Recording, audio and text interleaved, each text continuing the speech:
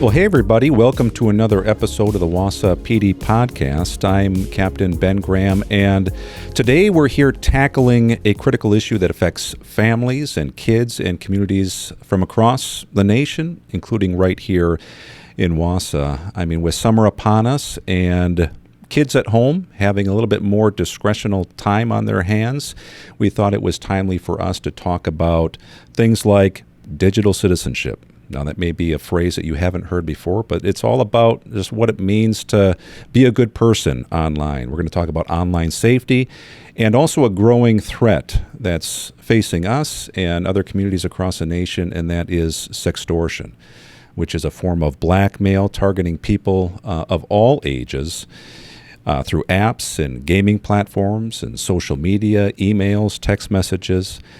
And I mean, in a world where kids carry cameras and the internet in their pockets wherever they go, it's important for us to not be passive, but to be more proactive. And so our hope in this podcast is to help all of us to be just that, is proactive with our kiddos. So I am joined by some veterans. If you're familiar with our podcasts, everybody here has joined at some point in the past. So I'll just introduce who we have here with us. We have School Resource Officer Stetzer, who works directly with students and educators. We have Victim Resource Officer Sarah Bedish, who supports those impacted by all sorts of crimes, but especially the crimes that we're going to talk about here today.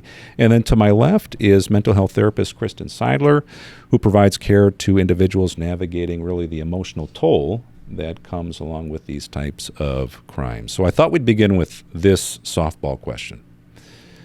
Is technology inherently good or bad? I don't think it's either. Neither. Okay. I think it depends how you use it. Yeah. Okay. And depends on the day. That's true. Yeah. So, yeah. Tell me more. Anybody? I mean, I think it goes along with what Nick and Sarah were saying. It's kind of how you use it. Like, I think there can be lots of positives, and like, especially with the teenagers that I meet with, that's what I talk about is, yep, there's lots of positives, there's lots of good things that can come out of social media, but then there's also a lot of negative things. So I think it's kind of how you use it, what you use, how often you use it, you know, just like everything else. So I would say I think 50-50. It's good and bad. Yeah. And again, depending on who you use it, we have to remember that children and young adults have grown up with technology and social media, whereas like when we were younger, that really wasn't a thing yet. So we have to remember that with the changing of times comes with the changing of technology, the advancement of technology. And just like when we were young and our parents were trying to parent us, there were certain struggles that they had to go through. So we are now in that role where we have to learn not only how to navigate the technology and social media ourselves as adults, but things that we need to do to make it a good thing for kiddos and other adults that are using it. I think inherently it's a positive thing. I use social media or I use technology on a day-to-day basis. But also, I think adults somewhat are a little bit safer with it versus children. So, I mean, not dating ourselves here, but we most likely didn't have a cell phone when we were in high school. No. And now most kids have a cell phone in their pocket all the time that are connected to social media, cameras and stuff like that 24/7. Yep. And having that access causes some mental health issues too. Like you're constantly checking to see if you get a DM from somebody or whether you got a Snapchat, keeping your streak alive, stuff like that. And I think the biggest thing is having the education now and those tools to help keep yourself safe on the internet. And that's something that when we were in high school, we didn't have because we didn't have the cell phone. Nope. I mean, if we did, we had like the flip Nokia Razor, with the little snake game on it. The snake game's awesome. Yeah, but nowadays, I mean, things are differently, and social media just adds a different level of internet safety compared to what we had when we were in high school. Sure. We are older than Google. We are. We are. Yeah. I told my 7-year-old that, and he did not believe me. I'm like, oh no, Mama is older than Google. So, but you're right. Like, I remember there was no such thing. I remember the first cell phone I got. It was like, I don't know, that big, but there was no such thing as like taking a selfie. You just didn't take selfies on your phone. You just didn't share photos on your phone. And I remember like the data plan that I had. I had to count the amount of text messages I sent or received, because then if I went over, you got charged per text 10 message. cents a text message. Yes. So I remember having to sit there and count through so that I wouldn't go over the data plan I had. Yeah. And now that's just not a thing. That's just not how things are. So it's crazy. I would have never thought when we were growing up that you'd have to be worried about digital citizenship online or on your cell phone, because you didn't really have the identity online at that point. You had dial-up that took 20 minutes and you had the tone in order to get on the internet. If it actually connected. Kids don't even know what that is. Yeah. So. And if somebody else was on the phone, it would take twice as long, or you could hear the conversation. Yes. But nowadays, things are just, you have a separate identity online because it's so prevalent. And I think that's a lot of times where the dangerousness comes in. It's also, I have found, like that instant gratification. There's like an entitlement to there. And unfortunately, again, it's a lifestyle that our children don't know anything different from, but it's instant gratification. It's an instant positive, or it's an instant negative. Or if I want to look something up, all I have to do is ask Siri, and I don't even have to look at my phone, and they can tell me whatever my answer or question is. But that's that instant gratification, and that's that instant like affirmation of like, oh, somebody has already been looking at my page and they liked my picture, so that must be a good thing. So children aren't, and young adults aren't recognizing that it's okay to put it away for a little bit and wait, and like your world doesn't have to revolve around what's online. So, but also even ads versus commercials. Do you remember growing up and you'd have to like commercial break and run to the kitchen, get your snack, right? Kids don't even understand what commercials are because we stream everything. So, or they can just skip the ad and like move forward. So, yeah. Back to the question, can be good, can be bad. Depends on how you use it, and depends on the person that, and what they're looking for. Yeah. I think Sure.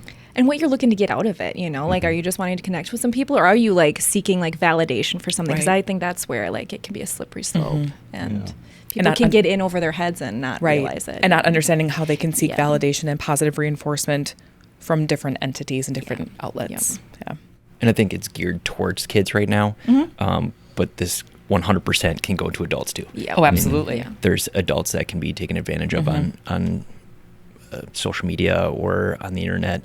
And unfortunately, that does happen in the city where we have both juveniles, but yet we have elderly people falling for scams too. Absolutely.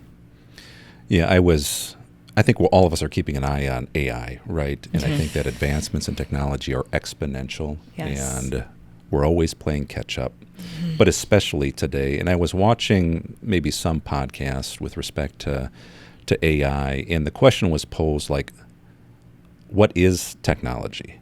And it's akin to the question like, is technology inherently good or bad? And the person that was talking just brought up the fact that technology is really just an amplifier of the human heart.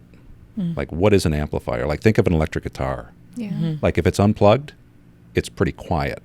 But if you plug it into the amplifier, into a speaker, it becomes much, much louder. And so that's what technology does. It just makes what's going on in the mind and heart of people much, much louder.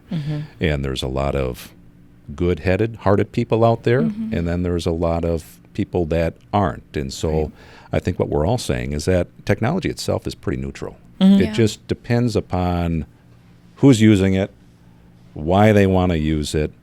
And so there can be tremendous amounts of good, but then it can open the door to tremendous amounts of evil and danger as well. And so I think that's partly why we're here talking about this important subject here today. So, Nick, you mentioned digital citizenship, and we're going to call it DC from here on out because there's just too many syllables. Perfect. We're gonna stumble over that the rest of our time together. But can you just tell us and tell our viewers, our listeners, just what that is and why kids and caregivers should care?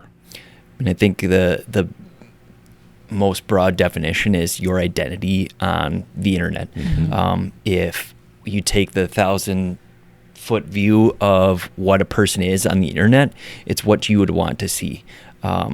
So, for example, like if you have Facebook, if you have Instagram, if you have Snapchat, it's what you do on that would paint a picture for somebody else. Like, for example, if you're using social media to take advantage of somebody else, like asking for nude photos or something like that. You're not being respectful to that other person, trying to take advantage of somebody. That wouldn't be good DC. Having social media, like we said, can be a good thing. Reaching out to other people, having conversations, learning things. But then when people take advantage of that and use that for a negative way, that's when we get involved. And then we have further discussions that we have to have and possibly charge people with crimes for taking advantage of somebody else on the internet. I mean, we try to educate as many students in the schools as possible and educators as well on what they can do to be safe on the internet.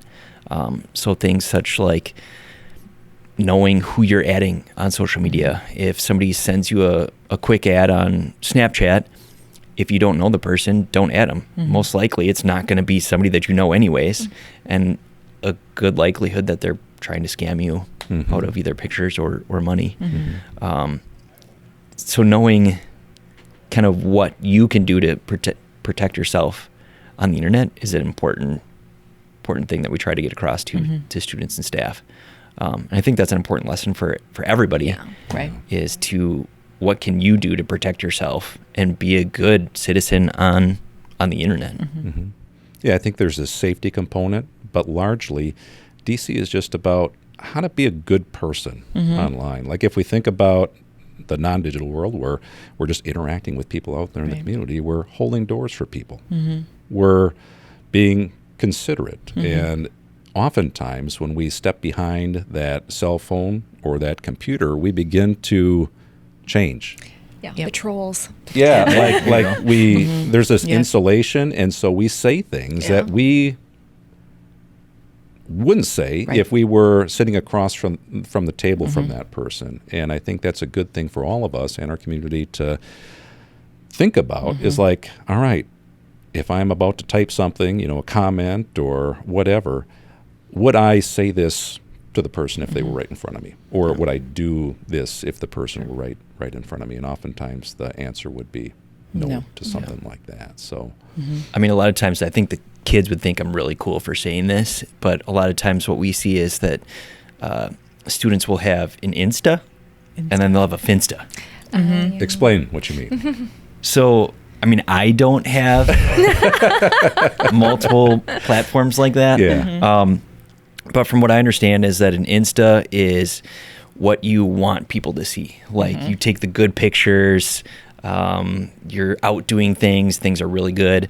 But then you have the Finsta, which is like not you. Like it's portrayed as a different personality of that same person. So you can have multiple different platforms. And I think students are using that to kind of give a glimpse to their parents, because parents have social media. So they're using that as like, oh, things are really good. But then on the other hand, things may not be really good. They might be having, I don't know, like drinking or drug use or something like that on their Finsta to portray something else. It seems like so much work. I have one social media. I don't even use Snapchat. And just having one, like Facebook is enough. Like, but I think with that, like, kind of bouncing off of having that good citizenship and representing yourself as a good person, I think one message that we should get across to not only kiddos and teens, but young adults and adults, I mean, the general population is like, it's okay to be yourself. It's okay to portray yourself as who you are on social media. I think it's okay to say like, yep, this is me. This is what I looked like when I woke up this morning, or this is what I'd like to have for breakfast, or this is what my workout is, instead of trying to give out this persona of somebody that you are not, just to kind of fit a mold that you want to fit in. I think it's important that we, just as a general humans and culture, we're like, nope, this is who I am. And I'm not afraid to show that online. and just be representative of like, nope, this is who I really am. I'm in my granny era and I like to feed my birds. So like, and I'm a mom. So I think it's important that we, as adults, especially in our profession, we show kids and young adults like it's okay to be who you are and to just be representative of who you are and to set those boundaries. Like, nope, this is what I like and don't like, and I don't know you. I'm not going to add you. Yeah. So I think that's also a part of being a good citizen, not only in person but also on an online platform. For sure. So like if somebody wants to take a sailor hat and post a picture like with a sailor hat from Germany, like they can do that without having fear of like, what are other people going to judge me for? Yeah. Like if you want to post something, post it. Own it. Yeah. Not worry about what other people are going to say. But then if you're doing something that, I don't know, something bad and you don't want people to see that, don't put it on. Don't post it. Don't post it. I always tell kiddos, I'm like, if you don't want your grandma seeing it, it's probably not post-worthy. Yeah. You should probably not be doing it. So, yeah. Absolutely. It's good. It's a good hat. Yeah. Okay. Well, let's pivot a little bit to online safety realities. So I'm going to pose a question to Sarah here. Okay. Like, what kinds of digital threats are kids and families facing today? The biggest one is the sharing and solicitation of nude images. So unfortunately, we're still seeing a lot of those cases where children, and so I should maybe preface that when I say children, I'm talking, 17 years of age and younger. So children are still taking those inappropriate images, sexualized images, nude images, videos, also videos or sexualized videos, and sharing them, whether they're sharing them with friends, unknown individuals that they are now friending on whatever social media platform, or they are the culprit soliciting those images. So what that means is they're asking their friends or their loved ones, a boyfriend, girlfriend, for those images.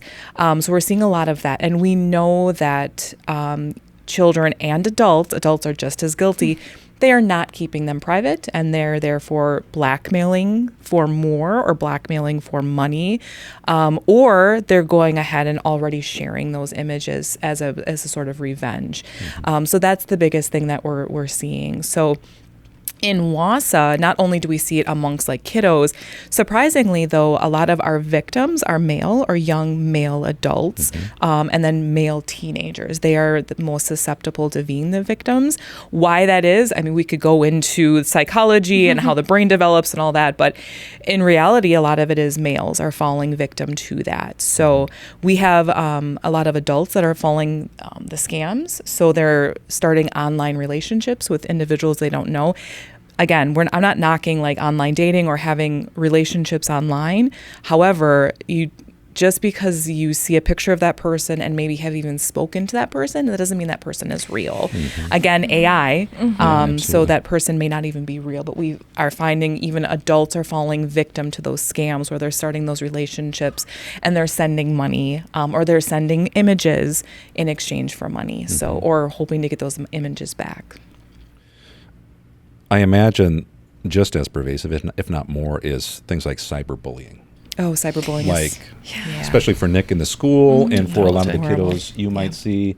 Kristen, like any words of wisdom on that particular topic? But it goes back to what you said. If we have this barrier, so adults included, adults can be just as vicious as children. They're nasty. But there's this barrier. There's that screen in front of us where we're more prone to being mean or nicer because we're too afraid to say it in person. So there's that attack. They're attacking via online. But then also there's this feeling of like, well, I'll just hit delete and it'll be like it's never happened. So cyberbullying is terrible. I mean, what we encourage to students and adults, if somebody is cyberbullying you, nothing says that you have to have that person as a friend on Facebook or Instagram or Snapchat or anything like that. Nothing says you have to keep them. So if there's something that you don't like on social media, doesn't mean you have to be on it. Correct. If you don't want to see something, get off of it. Block the person. I would encourage that if they're having an issue on that social media platform, get off that social media platform for a while. It might be good for that person to alleviate themselves from social media for a little bit and kind of re-cleanse. I agree. Before getting back into things. And again, it just comes down to, if you don't know the person, if you don't like something that they're doing, I know it's hard because a lot of people are on social media nowadays, but you don't have to keep them as a friend. You don't have to communicate with them. You don't have to respond back. If somebody is, I don't know, making fun of you or saying something bad on social media. That's what I tell people too. Yep. Just block them, delete the comments. And for the people doing that, that's, I think, where what you guys were saying before. Like, would you say that to them face to face? Like, if not, then maybe you shouldn't be saying it there. And that's where, and this always sounds cheesy, and especially I get it with teenagers and even like some adults, you get the eye rolls. But like, really, like, what kind of a person do you want to be? Like, do you want to be the type of person who like goes like out of their way to like make other people feel bad? Like, what does that say about you? Like, what's going on with you, you know? And I just encourage people to really kind of look within. And stop it. Stop it. like that old like Mad TV sketch. Yeah, I do Stop remember it. that. Just stop it. That's really aging me, but stop it. Stop it. Kristen, what would you say are some of the mental health effects of some of this victimization? I mean, there can be a lot. So depression is one that always really stands out to me, where people just start to feel really down. They tend to isolate, withdraw from people, things that they used to like to do, right? Because they're just like feeling really down because people are like either trying to extort them or like making fun of them, or like we compare ourselves to other people a lot on social media, and most of the time, what people are posting is I caution if it's actually reality or not. So I always tell people that, like, I wouldn't compare yourself because you don't know how accurate that actually is, but we all do it sometimes anyways. So that always tends to make us feel bad, right? Because we never measure up. Like, you're never going to measure up to like the glossed over filter. Like, I'm never going to look like that, you know? So if you're constantly comparing yourself, like, you're going to feel bad. So there's that like anxiety. People get really stressed out with it. Shame comes in a lot of it, especially like as we talk about like sextortion and people who are getting like extorted and things like that, because maybe you did make a mistake and send something and now you regret it. And so, like I said, that creates a lot of shame, which again makes people retreat even more in. And that's where a lot of times too, like suicidal like thoughts, attempts, things like that can really come into play as well. So those are the big ones that come to my mind. And if you're feeling some of these things like depressed or suicidal, what should kids be doing in response to that? Reach out. There's lots of people here. And so that's where, even if it is somebody you trust, whether that's a friend, I mean, I would definitely encourage you to go to an adult. If you do go to a friend, I mean, that's great. Friends out there, go to an adult then. But tell somebody, because even if you did something that maybe you know you shouldn't have, that maybe is a little bit embarrassing, even though it feels like it's not going to be okay, it is going to be okay. Right. Like, these things work, like, they will get worked out. Your life isn't going to be ruined forever. And a lot of times that's what people think, right? And then you kind of start the spiral and go even more within, you know what I mean? And it's just kind of like the never ending thing. So just reach out. There's people out there to help you, which I'm sure we'll talk about further on. And like, there are things that can be done to kind of like help you get through it. So. I guess just to bring that up real quick is that, I mean, somebody going through this that may have those feelings, maybe they did do something wrong on the internet, maybe they sent some pictures or something like that, coming in and asking for help. We're never going to try to get them in trouble or charge them with a crime. We want to provide the mental health services for a mistake that they made, but we can get through it all together, and using the resources that we have here can help with that. We also have resources at school that can help out too, because it happens, and we all make mistakes in life, and it's how we process that and how we get through it that makes a difference. We've all done things we knew we shouldn't do. We've been told, even as adults, like, I've done stuff that I'm like, I should have done that. Like, and I'm not going to tell you about that. That was really podcast. dumb. Totally different podcast. Yeah. So it's okay. Like, But I mean, the biggest thing is a person's mental health, their livelihood, their happiness, and their life is more important than that one mistake. It's more important than the nude image or something they did online that they shouldn't have done. Even if it was that mean comment that they just, spewed off in the heat of the moment, their happiness and life is way more important than that brief moment where they made a mistake. Yeah, and I understand like the desperation sometimes that they feel like Absolutely. maybe I'll just do what this person wants and then it'll be over. Right. It's not going to be over. Like, do not give in. Don't give them what they're asking for. Just tell somebody. Yeah. You can. It's not going to end. And you will recover. Yes. It'll suck for a little bit. Like, and that it is what it is. It's not going to suck forever though. No. Yeah. Nope. And I think, a lot of, at least from what I hear, is a lot of students are concerned about, what are my parents going to say? Yeah. Or what are my parents going to do when they find out? That's something that we can help out with as well. Yes. To have that conversation and start that conversation with them, and how we can take steps to move forward past it. Right. Even though, they're probably going to be mad. They're probably going to be concerned. But we can provide extra tools to help make sure that we can all learn from the mistake and move on with life compared to dwelling in it, not telling parents or a trusted adult, and hopefully making good decisions on the internet in the future. Yeah. And like, we're all parents here, and I guarantee you, would we be mad? Sure. Would we be mad? But that anger is probably covering up our fear. That's what I was going to say. It's covering up our fear and our concern for our child's welfare or the children's welfare.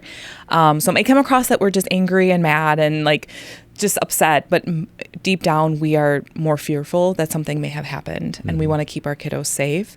I promise you that even though your parents might be mad for a little bit, they're going to be more grateful that you are still here versus us having to have that conversation that something bad happened. Yeah. So. And I would say that even for adults too, like, absolutely. Yeah, your partner might be mad, or your friends or whoever. That's always usually coming out of concern. Yep, it's a and secondary love emotion. And fear and all of those things. And it's because they do care about you. Yeah. And so, unfortunately, that's just sometimes how that comes out. Yep, 100%. So. Yeah. Can you just elaborate on the mind of a kid? And like the limits of what they can process, because I imagine that an adult compared to a kid can process things in such a way where they can think beyond the moment. And in the midst of the pressure, especially in a sextortion case, which we'll talk generally about in a second, I can imagine that in the midst of that crisis for them, that they can't see any opportunity sometimes.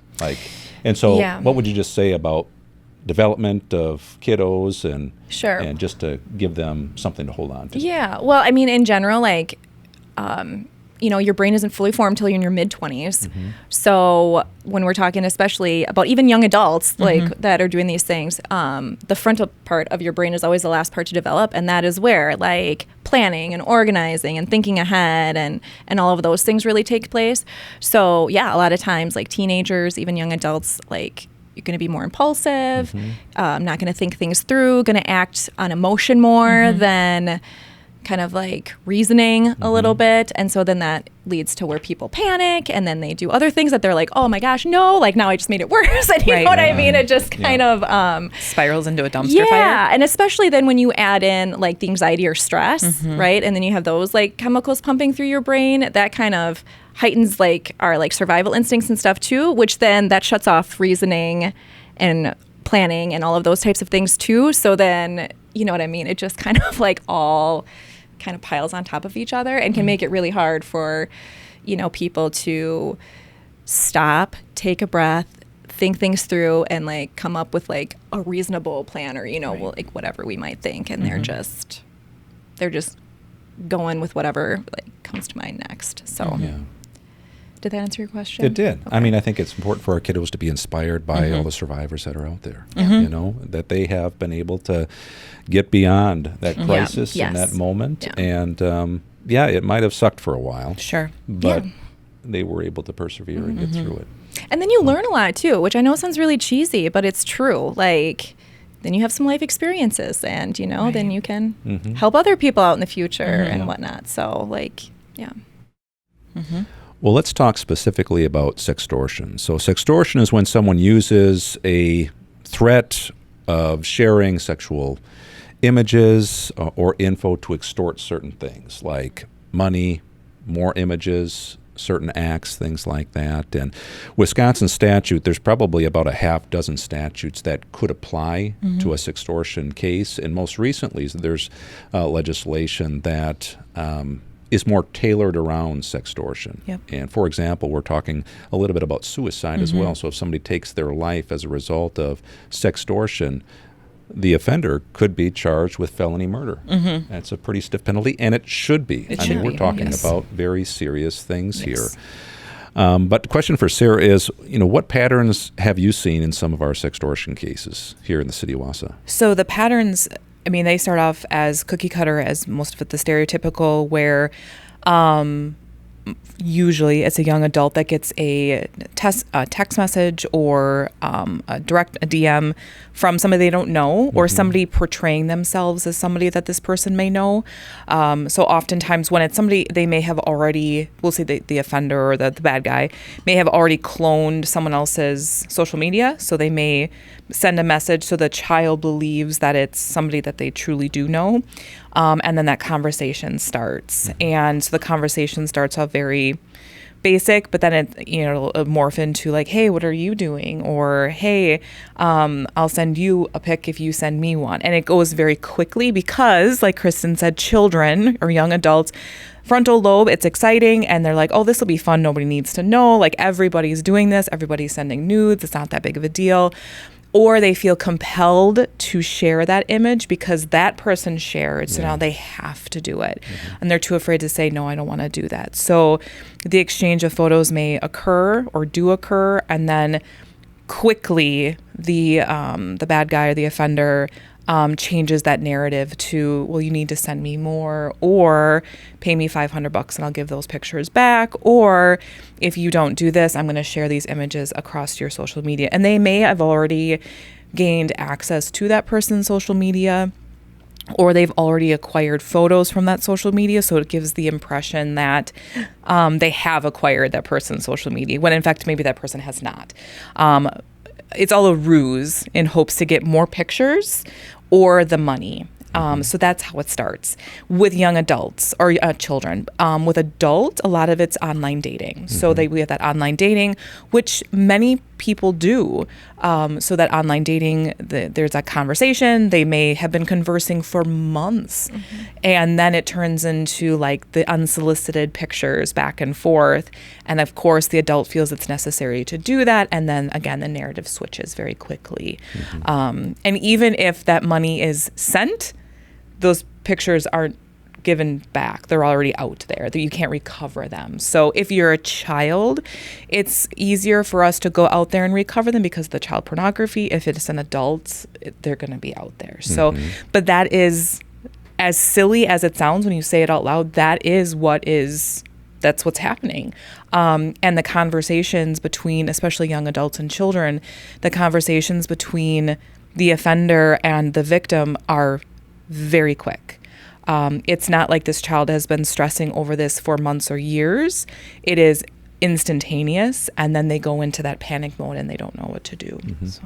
You make a good point that bad actors are doing their homework. Yes. And all of us, kids especially, need to be careful about what they make public. So when they're doing their homework, they're looking at your friends list, if that's public, and they're taking screenshots of that. And once you send an image, like you point out, it escalates very quickly, and they'll send you screenshots of your friends list, of your family, and they'll say, hey, unless you send me this amount of money in this amount of time, all these people are going to be getting these pictures.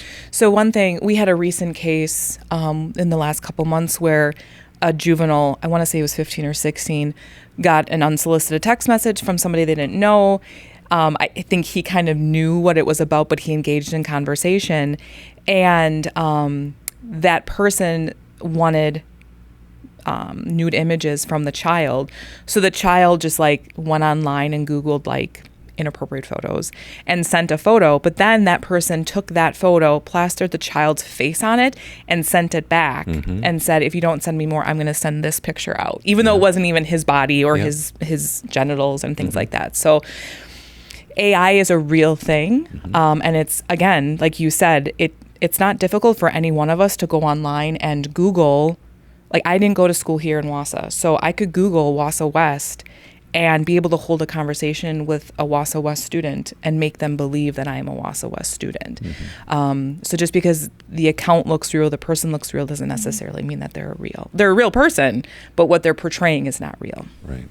And I think it's important to note too, I mean, even if somebody doesn't send an image, but the suspect puts their face on a Google image, that's still legal. Yep.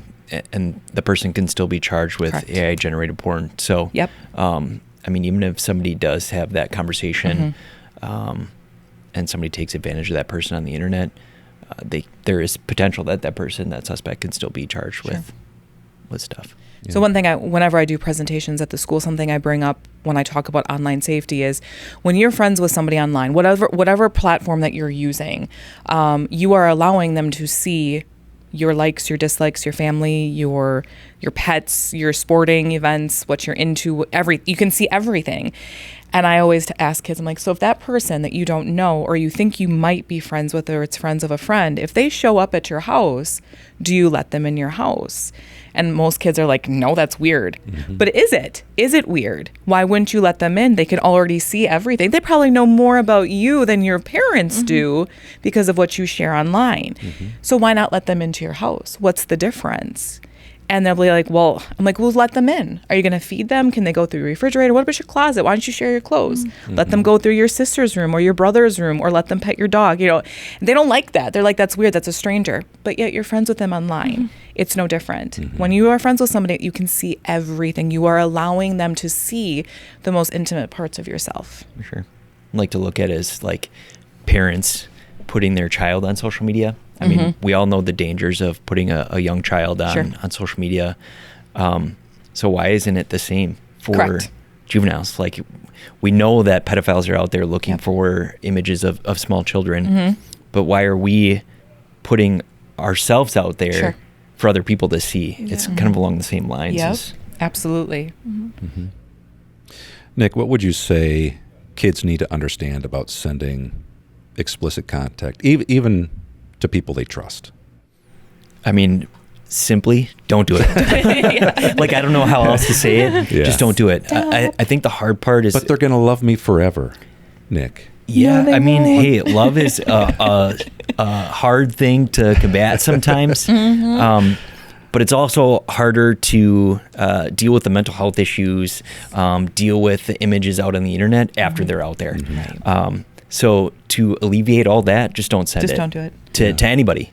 And I think a lot of the cases that I've worked in the schools, I mean, they're reaching out on school email. They're reaching out on social media. And it's really easy for the person to get a hold of somebody when they send out, I don't know, 50 to 100 different DMs to people in a small area. I think having just the education, like, this is what can happen to you if you do send an image out, whether it's to somebody that you love or to some random person. Having that image out there goes back to, is that something you'd want your parents or your grandma to see? Right. I mean, the likelihood of it getting sent back out, probably pretty small, but I wouldn't want somebody else to see me. So don't do it. Like, there's no other way around. Just don't send it out. I think Kristen will probably attest to this, but somebody who truly loves you and respects you is not going to be requesting those images or those videos from you. Or if they do and you decline, they're going to be respectful of your wishes. That's somebody who may actually love you forever.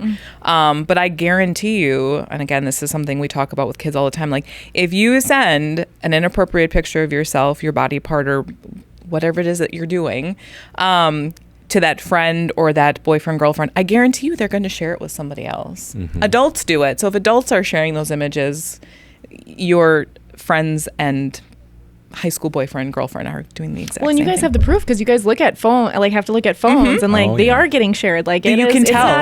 It's not oh, this is a scare tactic. Nope, like they're sharing them. You can tell on a phone download how many times that picture has been saved or been received. Like, if it's been, so they 100% are being shared. Yes. And I think the biggest thing that I hear all the time is a lot of it's on Snapchat. And a lot of kids are like, well, I mean, I sent this image and then it's gone. Like 5 seconds later, it disappears. I hate to be the bearer of bad news here, but that does not happen. We can still get access to those photos or those messages and videos through Snapchat, even after that 5 seconds. And even if it is on Snapchat and there's no screenshot that person can see, there's other ways to get that image off that phone by somebody takes a second phone and they put it over that Snapchat or they and get it off screenshot it. Right. Yeah, or they screenshot it. A lot of times you can see that though. So they don't like to screenshot. So you can see it. So a lot of times there's multiple phones involved as well, which makes it a little bit more complicated. But there's ways for those images to be screenshot without the other individual seeing it. So just be smart. Don't send it. So just as simple as that. Right. Even if it's on Snapchat, like don't send it. Don't do it. Nope. Well, if we backpedal just a little bit, in order to send it, you need to take the picture. Yes. True. So I've heard it said, neck to knees, don't take unclothed pictures of that particular part of the body. Is that good advice? I would just not any part of your body because people selfie pictures. So just don't take pictures of your toes either. Yeah. I mean, sometimes, they might be taking these pictures and thinking, oh, it's just living on my phone. But I'm assuming that most people are backing up their data to the cloud too, as well. Or then you lose your phone. And maybe you didn't have that phone protected with a passcode and somebody gets access to it and then share it that way as well. Yeah. And unfortunately, social media can kind of be a downfall where you can go online and you can find out how to get into somebody's phone without even having the passcode. Yes.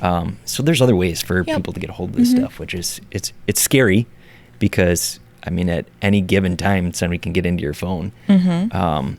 But at the same time too, if you're doing the right things and you're doing good things and you have nothing to hide, it shouldn't be as much of a problem. Yeah. So don't. Oh, go ahead, Kristen. Oh no, I was just gonna say, don't just with that. And that's where too, yes, people can figure out how to get in your phone, but you do not need to be giving your significant others or your friends your password to your phone and things or to your accounts. They do not need those. That does not equate trust and love. People requiring that and telling you that if you don't give them those things, that it's because you must be cheating or you must be doing things that you're not supposed to be, or you don't really care about them. That is control. That is abusive. Nobody else needs to have access to your phone. They don't need to go through your phone to make sure you're not doing things that they don't want you doing. If you are encountering that, there's people out there, Sarah, Nick, me, teachers, staff. There's lots of people you can go to get some help with that as well. Right. So I just want to put that tidbit in there. In a relationship, yes. But I would encourage parents to kind of help instill internet safety and digital citizenship to go through your son or daughter's phone. Yes. Just to monitor, just to make sure that they are making the right decisions. Yes. Yeah. And sometimes young adults need that extra encouragement, hey, just to let you know I'm going through your phone, or I'm not going to have the phone go into the bedroom. It's going to stay on the kitchen counter for the night. So that way they don't have the distraction of all those notifications going through social media all night. Where that's not a distraction. A firm believer that phones should not be for children. They should not be going into the bedrooms when the children are sleeping. And they should not be going into the bathrooms because nothing good comes from it. There's no reason that your child needs to have their phone while they're sleeping or trying to wind down for the night. There's nothing good that comes from it. Even with adults should have some boundaries with their phones. But I just nothing good comes from your child having their phone with them throughout the night. Children can be trafficked from their bedroom, from never leaving their room, or they're solicited or they're being extorted from never leaving their room. So that might be a good practice to start. Or at a certain point in the evening, phones get turned off. It's downtime. In my house, for my kiddo, his phone goes off at 6:30 because it's time to wind down. We don't need to be playing things and stuff like that. So that's another boundary that as a parent you can set in your home to keep your children safe, but also to maybe reconnect and actually have face-to-face conversations. Yeah, all really good points. especially Nick, you're talking about the importance of parents, having access to their kid's phone, to be able to go through some of the text messages, to be able to look at search history and things like that. And I think that we could debate, like, what is the appropriate age for a kid to get a phone and things like that, or what's the appropriate age to, get some of these apps like Snapchat and things like that. But I think that what we can all agree on is that when we do give a kid a phone, that it's important to be proactive in establishing some filters and some parental controls over that particular device, because sometimes it's not our kids going out in search of things. Right. It's just stumbling upon things because it's everywhere. Yep. And so, just like in the real world, you do things to protect your kid from harm. It's important for us to do the same in the digital world as well. Right. So there are all sorts of resources out there to be able to help lock down those phones a little bit more, to prevent the unintentional access to some of those things. And, for kids that do want to access some of that, well, it's at least one hurdle. They can certainly probably jump over it, especially as they grow older, but it's at least one thing that can give them a little bit more time to think about the decision that they're about to make. And I think it's going off the parents in what they can do. I think it's important for parents to educate themselves on the apps that their children are using. For example, I don't use Snapchat. I don't use it. I don't have it on my phone. But I have a general understanding of how it works and how to navigate it. So if, as a parent, I think it's important, even like gaming, like if your child is into gaming and has apps on their phone for gaming, get accustomed to how those things are used and like what the controls are, the parental controls. Plus, it's a good way to connect with your kiddo. Like, I am not a gamer. But my kiddo likes gaming, so like I'll sit and watch him as he plays. But it's also my way of being like, all right, is that a good game or a bad game, right? Yeah. But I think as a parent, we have to keep up with the times and you just make sure you understand how those apps work and which ones your kiddo is using on a day-to-day basis. So I think going back to your point is unfortunately it's everywhere. Yep. I mean, if somebody wants to take advantage of somebody, they can do that on any platform they want. I mean, even Roblox, we've had cases where somebody's trying to take advantage of somebody on Roblox, which is a kid's game. Yes. Yeah. Discord, which is a gaming platform. People take advantage of people there and start the conversation and start sextortion based off of that. So it's everywhere, and just being, I don't know, as safe as possible on the internet is super important for not only kids but adults too. Yeah. So to recap our sextortion conversation here, I know it's simple, but don't take the photo, right? If you have taken the photo, don't share the photo. Don't share it. But if you happen to share the photo, life isn't over. Absolutely not. Yeah. There are people that love you. Yes. We want to be here to support you. It's gonna suck for a little bit, but we'll help you get through it. And if it's not a parent, another trusted adult, a friend who's able to help you, we're here as well to provide resources to help, especially for juveniles, to get that image or images taken down, and to provide you with the mental health resources to help you recover from that. Absolutely. So I did some digging into some of the recent cases that we've had, like in the last 3 years, for sextortion in the city. And just here were some takeaways that I had, that we had victims age from 14 all the way up to 71. We saw that 50% of our victims were under the age of 21. And the majority, maybe surprising to our public, are not females, but actually males. And we saw all sorts of, like Nick talked about, all sorts of different platforms used, from Discord, Kik, email, Instagram, Snapchat, a lot of dating apps, email, just even text messages that people get out of the blue. And some of the common themes that we saw, despite the fact that all these different platforms are being used, is more often than not, it's a stranger, somebody that they didn't know, that just strikes up conversation with them. And that quickly evolves into something more romantic, where, they're investing and think that they like one another. And then there is this exchange of usually images. And as soon as that exchange happens, oftentimes what's happening is that leads into threats.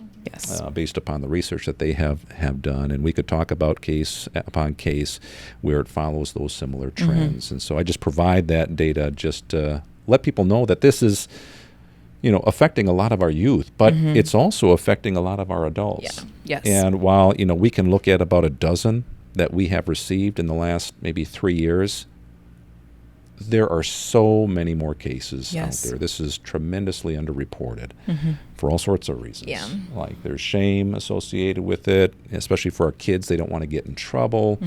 But we're here to help, like I said. Absolutely. All right, a question to Kristen is, how should parents respond if their kids disclose that they were victimized? Take a deep breath, first off. Listen, try as best you can not to judge and come off too harsh. I know sometimes that's really hard, and so you can only do what you can do. But I would really listen and try to support. Get them to report, or you can report for them, and just kind of talk them through it and be supportive. And while that's going to be really hard and really scary and all of those other things, and thank them. I think sometimes like people don't realize that I think it's okay to like thank them for like, I really appreciate you telling me, like I'm glad that you trusted me to like to tell me this, because I know that wasn't easy. And kind of acknowledging that I think can go a long way.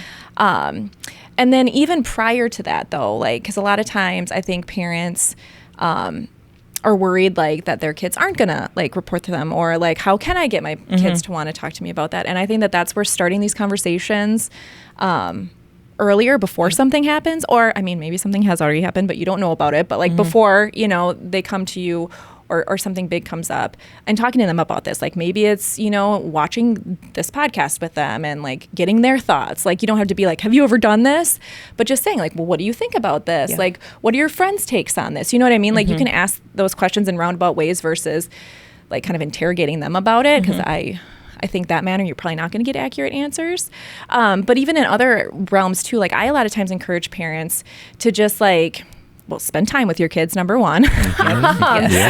Right? Yep. But like, and bring up those conversations during those times. Like even it can be something as simple as, if you're streaming like a TV show or like a movie or a podcast, or you're watching some TikToks or, you know what I mean? Like whatever, like ask them what they think about some of those things. And it doesn't have to necessarily specifically be about like sextortion or things, but just like anything, just like start those conversations. Like I say that with relationships sometimes, like, hey, like, these people decided to, go on this trip together after, dating for this amount of time. Like, do you think that you would do that? Like, you know what I mean? Like, it can just be like really mundane. Like, it doesn't have to be like really deep stuff. But I think just like getting their thoughts on those things and like asking them about their day. And if they do like talk to you about things like maybe with their friends, it doesn't necessarily have to specifically be with them, but engage with those conversations. Because the more you do that, it just opens up those lines, and they know like, oh, okay, like you're somebody that like I can maybe talk to about this. Right. And you're willing to like talk about some of the like uncomfortable things. They'll probably give you a hard time as you try to talk to them about it, right? Because there is a level of embarrassment with that. But if you can just stick through it, and like they're going to know, like, oh, okay, like maybe you are a safe person, and it can like increase the chances of, if something not so good happens with them, that they're more willing to like come to you with it. Yeah. So, and I think those conversations, so with my 7-year-old, like I have been having, the poor kiddo, like I've been having safety conversations with him probably since he was born, but he has a cop for a mom, so that's just what happens. But like I interject those types of conversations with him all the time. He doesn't understand sextortion or sexting. Like he doesn't understand that obviously yet, but I interject those things. Like if he tells me something that happened in school where like a student got into trouble or his friend got into trouble, we'll talk it through. And I always tell him, I'm like, Bubba, if something happens at school, I'm like, it's okay if you tell me. It's okay if you come to me about questions. Or if something comes up when he's watching something on YouTube or gaming or whatever he's doing, I always tell him, like, if something happens and it's weird or it kind of makes you feel icky, it's okay if you come and talk to me about it. Like, Mama will take care of it.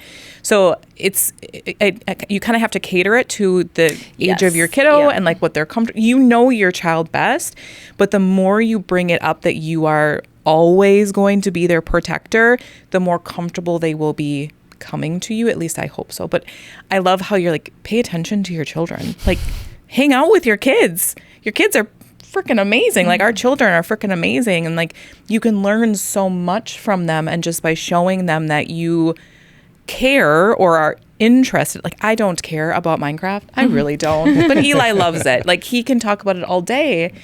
But that shows him that I'm listening, and I will always listen regardless of what he's trying to tell me. So the more engaged you are, the more your children are more likely to come to you when something bad happens. Yeah, and even if, like, maybe you are strapped for time, like, I get it. Like, people are working, like, multiple jobs, and, like, you got other stuff going on. So it's not like, you know, you have to spend, you know, like, we're not saying you have to spend, like, these hours upon hours, like, every single day to be, like, this great parent. But just check it, like, hey, how was your day? You know what I mean? Like, it can just be conversations like that, and then you can work your way from there. Right. So. Yeah, I think that's great advice, like, to be present. Yes. But let's be honest. Being present doesn't always mean you're present. No, correct.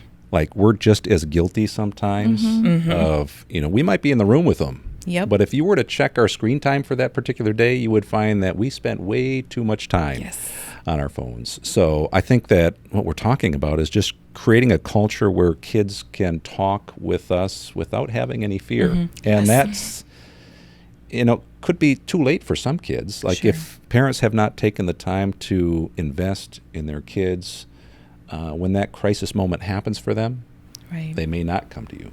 So, yeah, we're just not preaching to our community. We're preaching to ourselves. Like, I am just, you know, as guilty. be present, but really be present when you're with them. So, I think it's important to know too, kids are going to make mistakes. Oh, absolutely. And like, you're not a bad parent if sextortion happens to your son or daughter. No, not at all.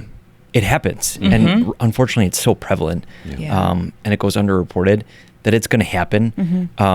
So how you can support your child is being there for them. If it does happen to them, supporting them through the process. Hopefully it gets reported to us, and supporting that child, I think is a key point. And to realize that you're not a bad parent if it happens to your child. Not one bit. But again, keeping your cool and keeping calm and helping them through the process and talking about it. I've had numerous examples where parents have the conversations with their son or daughter about sextortion and not taking pictures. And then 2 minutes later, they get a random text message and then a nude sent out from there. That happens. But just helping them through that process afterwards, I think is a key point as well. Yeah, and your kid's not a bad kid either, and they're not an idiot, or like the people that are doing this are, like, they know what to say. Like, they are very manipulative. Like, they're tactical, I would almost even say as well. Like, they are very good at getting what they want. So, and like, kiddos, they're gonna make mistakes, and don't be the parent that is convinced that their child would never do something like that. That is where I want to get up on my soapbox. And but don't fall into that trap that, oh, my kid would never do something like that. My kid knows better. Yeah, they probably know better, but that doesn't preclude them from not doing it, right? Like, that would be like me saying, well, my kid will never get into trouble because his mom is a cop. Oh, please. Like, that's a silly concept, right? So don't fall into that trap. Like, your child is going to do things that you don't approve of. Your child is going to pull things out of left field. The best thing you can do is be like, well, you made a mistake. How are we going to get through this? And then work together from there. And maybe it's a good opportunity as a parent to say, you know what, I made a mistake too. This is where I can do better as well. So. And before we talk about some final takeaways, let me just highlight some key points here. Number one, have open conversations, right? Number two, privacy settings and parental controls are super important for our kiddos. Don't send nudes. Don't ever. do it. Just don't take them either. Report quickly, right? In the midst of having made a bad decision, it's not the end of the world. Report it. We're here to help. And then there are mental health resources out there, whether it's ones that we can provide at the Wausau Police Department or in our community. There are resources out there for kids. And then there's also resources for parents. Like, I encourage parents to go to missingkids.org, which is the National Center for Missing and Exploited Children, that provides you access to educational material for, you know, kiddos elementary age all the way up to high school. And it's a great resource out there. It's called NetSmarts, if you haven't heard of it before. There's also a cyber tip line. So if you are the victim of sextortion, for example, you can report it that way. And then it also provides you access to another website called Take It Down, which will provide a guide for how to be able to take images that you've shared on the internet down. And then Wisconsin DOJ also has a task force specifically around internet crimes against children, and they also have some victim resources that are out there as well that we can help get you connected with as well. So as we recap here or end our time together, what's one message you want listeners to walk away with? Did you want to go first? Sure, I'll start. Okay. I mean, the biggest thing is it's going to happen. You're going to get messages. You're going to get DMs on social media. Unfortunately, that's the world we live in. If it happens, report it. We can't do and help prevent other people from going through this experience if we don't know about it. So different resources in the school specifically that they can report it to is the SUSO, Speak Up, Speak Out, P3 app.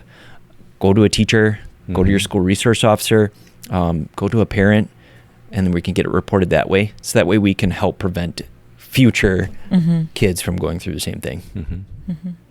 I said it before, but your life, your presence on this earth is more important to the people around you than that one mistake that you made. You are valued, and we want you here. We want to keep you safe. So if something comes up, please come to us. We'll help you through it. And as a parent, talking to other parents, pay attention to your kiddos. Pay attention to them. Similar a little bit. Reach out. Like, you're not a horrible person. If you sent a picture or somebody is trying to get money or other pictures or, are threatening you, you're not a horrible person. It is not your fault. There are people out there. All of us in here, the women's community works with this quite a bit. Like, there's resources in the school. Ben was talking about online. Like, there are places out there to help. Like, it's just going to suck for a little bit. It does not have to suck forever. It won't suck forever. Just reach out. Yes, it is a temporary thing. And it is going to be okay. It doesn't feel like it, but it will be. But it will.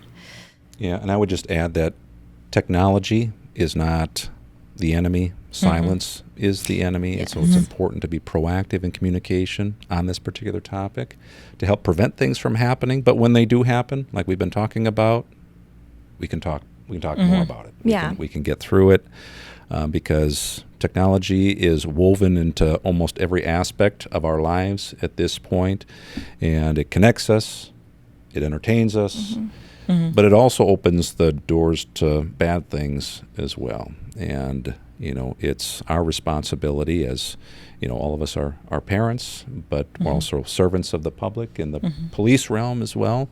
We're out there trying to prevent where we can prevent and to respond appropriately in a way that's caring, empathetic, loving. And I think that, a lot of our conversation today can seem scary, but our point is not to scare the public. It's just to inform the public of what's out there and that we can help. So I want to thank Nick and Sarah and Kristen for contributing to this conversation, and to those that are tuning in to this podcast, we thank you for the time and look forward to our next episode of the Wausau PD Podcast.